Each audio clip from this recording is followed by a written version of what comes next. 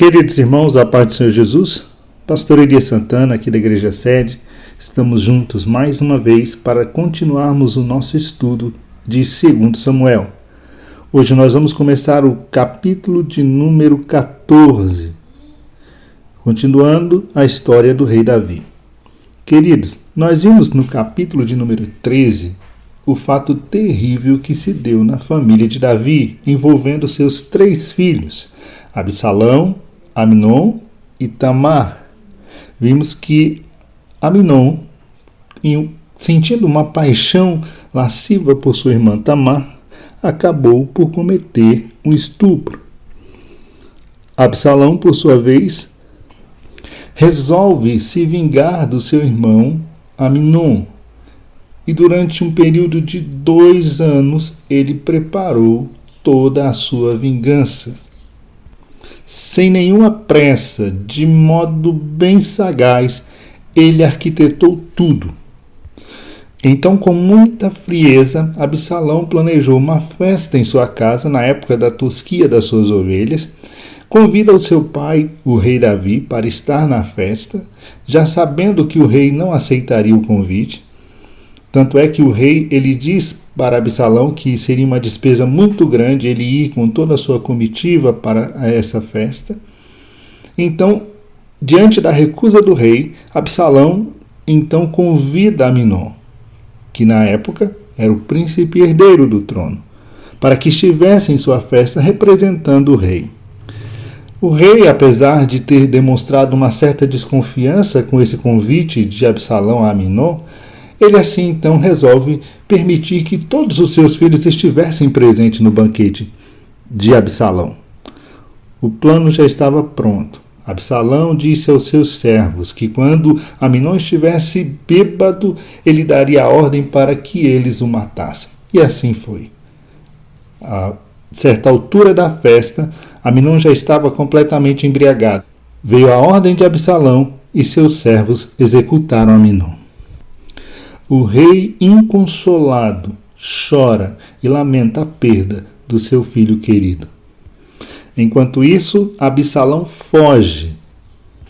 Vai para a cidade de Jesur, cujo rei é seu avô, Talmai, pai de sua mãe. Então, o capítulo de número 13, ele termina dessa forma. Veja o que diz o versículo 38.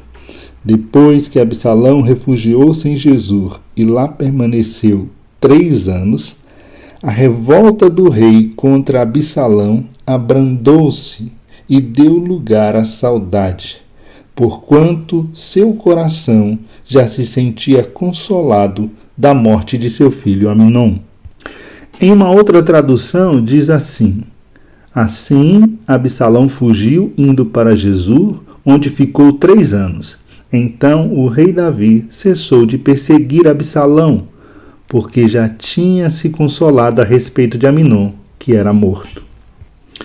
Observe que aqui o escritor do livro ele começa a preparar o coração do leitor já para o capítulo 14, para o retorno de Absalão do seu exílio. Fato é que esse versículo ele pode ser interpretado de 2 maneiras. Ou o texto está de fato dizendo que Davi desejava ver seu filho Absalão porque estava com muita saudade dele, o que é compreensível porque Davi também é pai de Absalão e também o amava. Ou o texto está dizendo que Davi, a princípio, desejava perseguir Absalão e vingar a morte de seu filho Amnon, porque esta era a lei em Israel.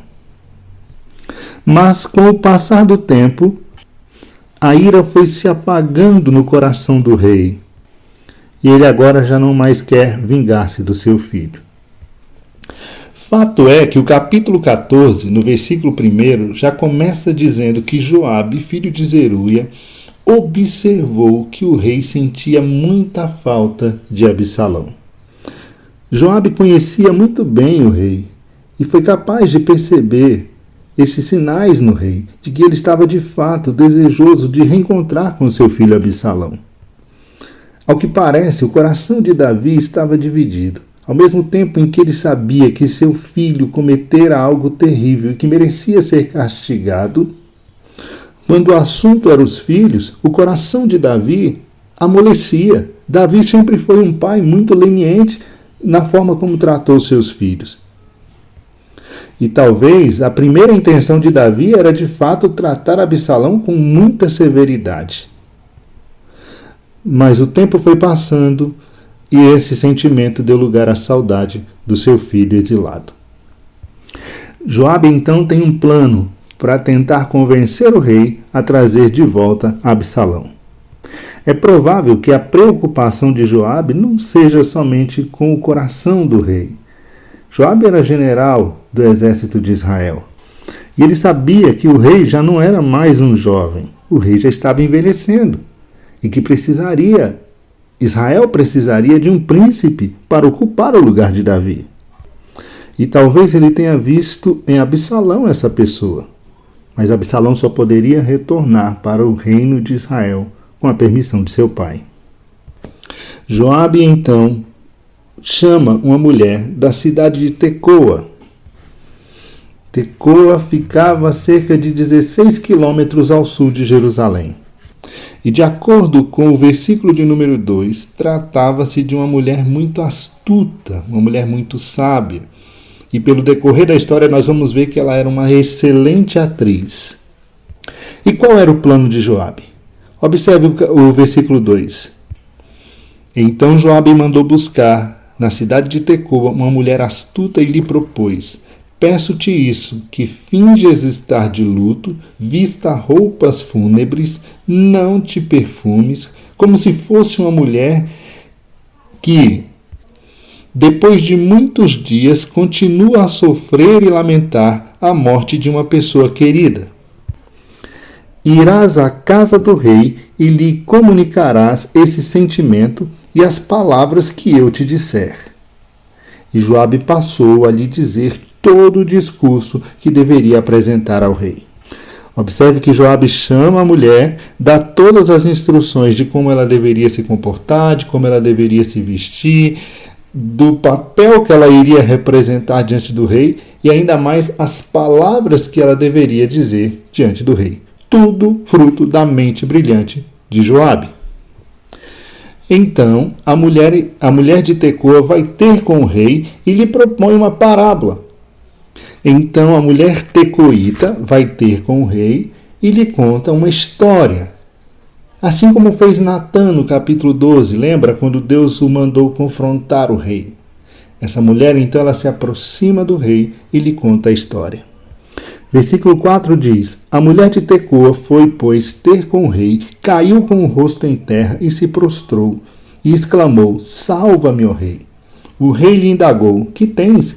E ela respondeu: pobre de mim, eu sou viúva, meu marido morreu, e a tua serva tinha 2 filhos. Eles brigaram no campo, e não havia ninguém para os separar, e um acabou matando o outro. Observe que a história dessa mulher é muito parecida com a história de Caim e Abel. 2 irmãos brigaram no campo, não tinha quem os separasse, e um acabou por matar o outro. E ela continua: agora todo o clã, ou seja, toda a família, levantou-se contra a tua serva, exigindo: entrega-nos o fraticida para que o executemos, como o preço da vida do seu próprio irmão, que ele assassinou. Observe que aquela família tinha por objetivo cumprir a lei, porque a lei de Moisés dizia exatamente isso. Êxodo, capítulo 21, versículo 12, diz assim: quem ferir a qualquer outra pessoa e provocar a sua morte, será também morto.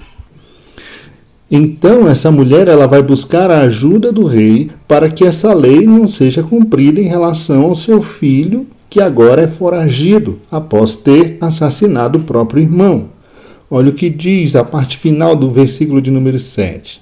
E deste modo eles apagarão a última centelha que me restou, deixando meu marido sem nome nem descendência sobre a face da terra.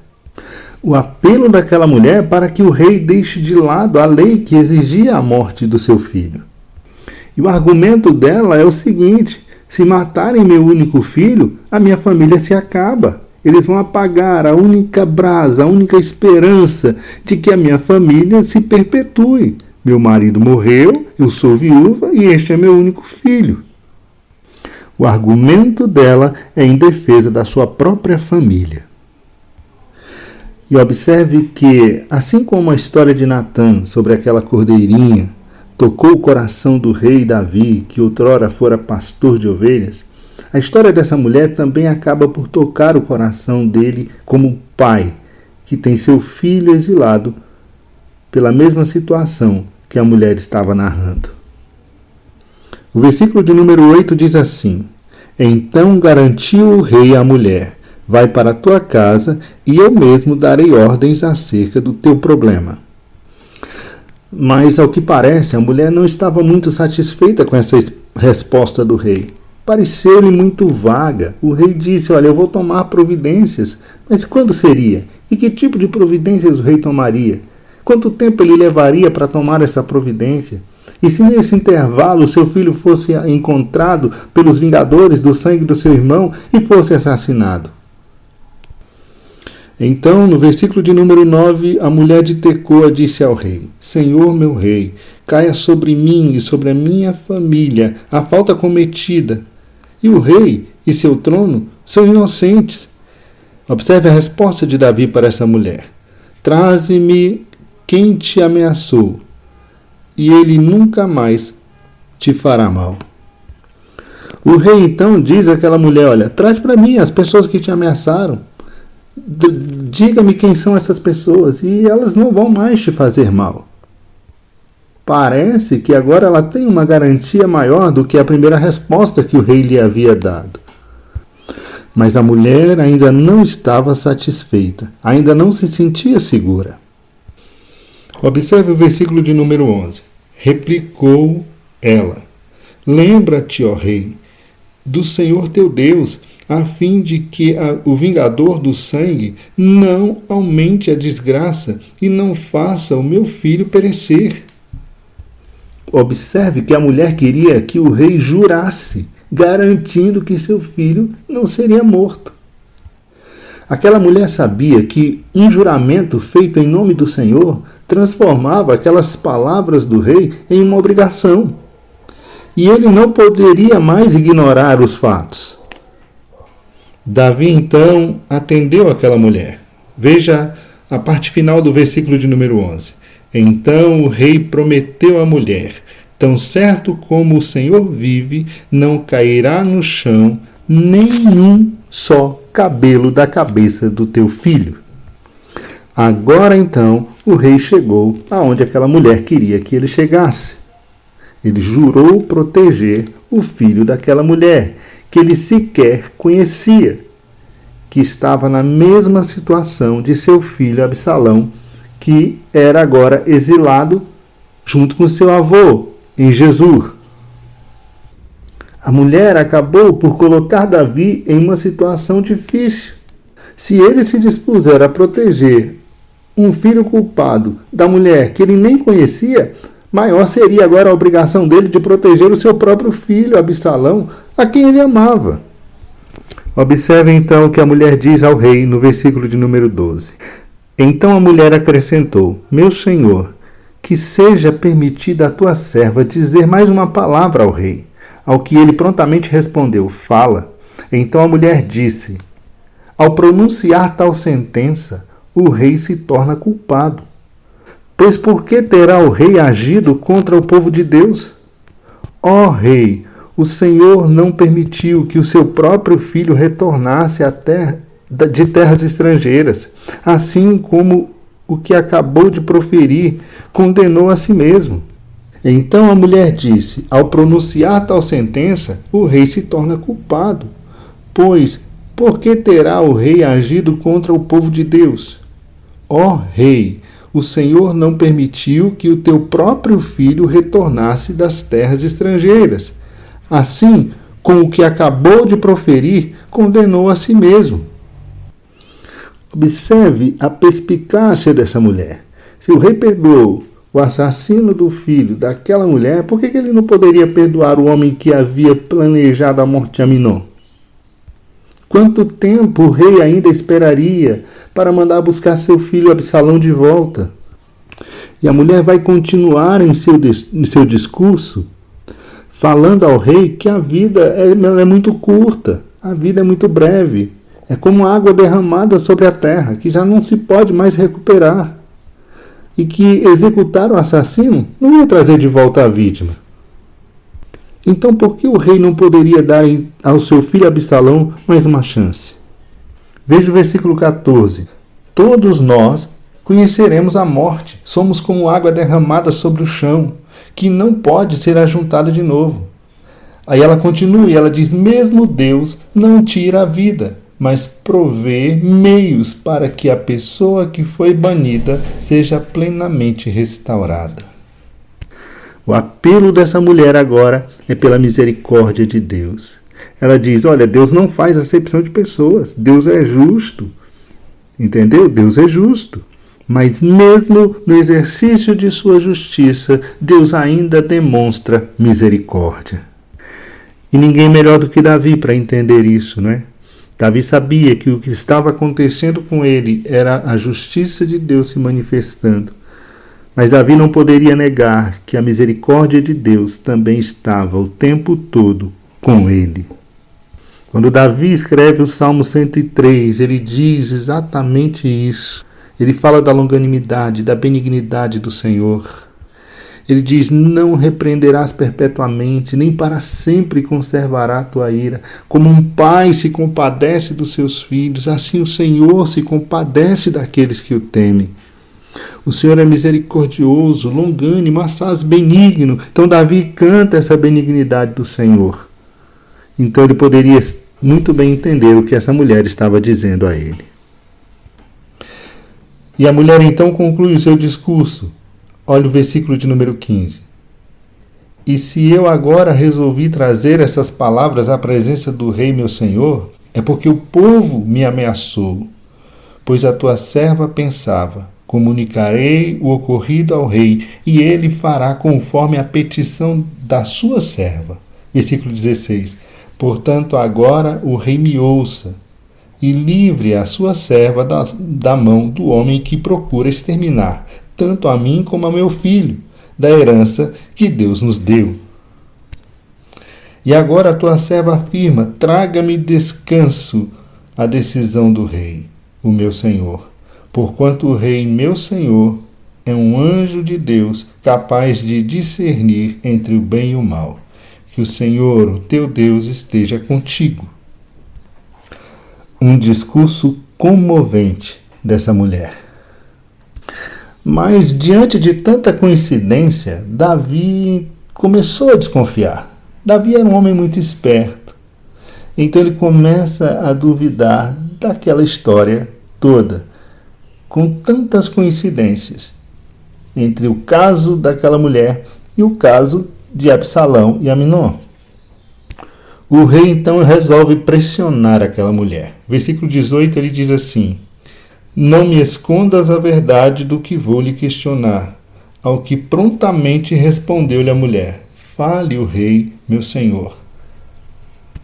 O rei então perguntou àquela mulher, não é Joabe que está por trás de tudo isso?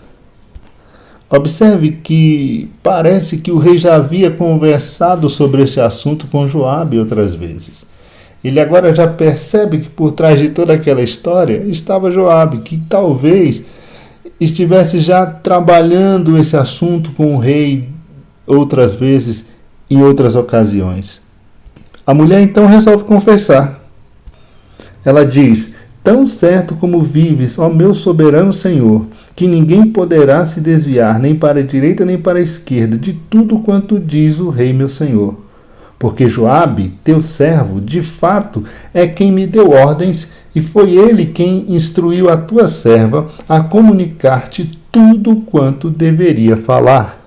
E agora, no versículo 20, observe que ela vai dar as razões pelas quais Joabe agiu dessa forma. O versículo 20 diz assim, O teu servo Joabe agiu deste modo na tentativa de dar uma solução a este caso. Observe que ela apresenta essa justificativa. Ela diz, olha, a ideia de Joabe, a intenção de Joabe era uma intenção nobre. Ele queria dar uma solução para isso, para esse dilema que está no coração do rei acerca de seu filho, Absalão. Então o rei Davi, após ter discernido bem toda a história, ter percebido que aquela mulher não estava agindo sozinha e que toda aquela história se referia exatamente ao que acontecera entre seu filho Absalão e seu filho Aminon, o rei então mandou chamar Joabe à sua presença. Observe o versículo 21. Então, mais tarde, o rei atendeu a Joabe e lhe disse, está bem, farei o que pedes, vai e traz de volta o jovem Absalão. Joabe então se alegra diante da posição tomada pelo rei, porque de fato, como já falamos, ele já vinha insistindo com o rei em outras ocasiões acerca deste assunto. E agora o rei atendera ao seu pedido. O versículo 22 diz assim, Joabe caiu com o rosto em terra, prostrou-se e bendisse o rei. Depois Joabe declarou, o teu servo reconhece neste momento que encontrou graças aos teus olhos, Senhor meu rei, pois o rei compreendeu e atendeu ao pedido de teu servo. E mais que depressa agora Joabe sai e vai para Jesus buscar o jovem Absalão. O versículo 23 diz, e assim Joabe partiu para Jesus e trouxe Absalão de volta para Jerusalém. Mas perceba que as coisas elas não aconteceram exatamente da forma como Absalão esperava. O rei Davi, ele pede para que traga Absalão de volta para Jerusalém, mas apresenta algumas ressalvas. Observe o versículo de número 24. Contudo, o rei ordenou que Absalão se recolha à sua casa. Não será recebido por mim. Assim Absalão se retirou para a sua casa e não foi recebido pelo rei.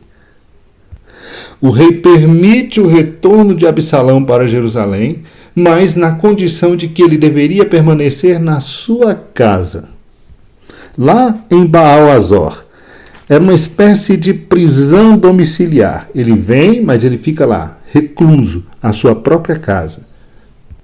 E tem mais, ele está banido da presença do rei, ou seja, ele está impedido de se apresentar diante do rei. É provável que Davi estivesse testando seu filho Absalão para ver se ele mudou. Ele ia deixá-lo preso lá na sua casa para ver se o coração de Absalão teria mudado. Para ver se Davi agora poderia confiar nele. Ou talvez Davi estivesse com essa atitude querendo deixar transparecer para o povo de Israel que ele não estava mimando o seu filho problemático. Porém, fato é que após 3 anos de exílio, Absalão retorna para Jerusalém, porém continua distante de seu pai.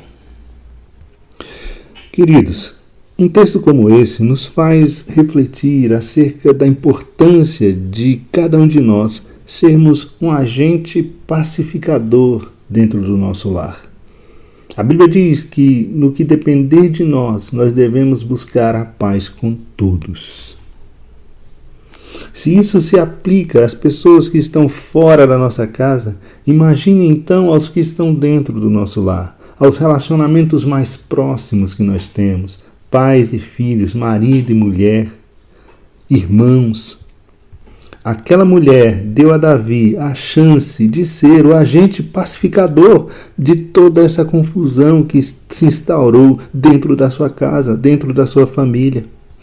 A preservação da sua família era o mais importante para aquela mulher naquele momento. Na história que ela trouxe, apesar de não ser uma história verídica, o cerne daquela história era que, mais importante do que a vingança, estava a preservação da família. E o rei consegue entender isso. E entende um pouco mais. Ele entende que o significado mais profundo da súplica dessa mulher ia além dos limites da sua própria família ou das suas propriedades. Ela estava falando do próprio rei, do seu filho Absalão, estava falando do futuro de Israel, que era a herança do Senhor. E Davi poderia ser, nesse momento, esse agente pacificador. Que Deus nos ajude, irmãos, cada um de nós, a sermos, dentro do nosso lar, um agente pacificador. Por mais ultrajante que sejam as situações que envolvam as nossas famílias, que possamos ter o discernimento e entender o que Deus quer de cada um de nós. Fica na paz do Senhor Jesus, um forte abraço.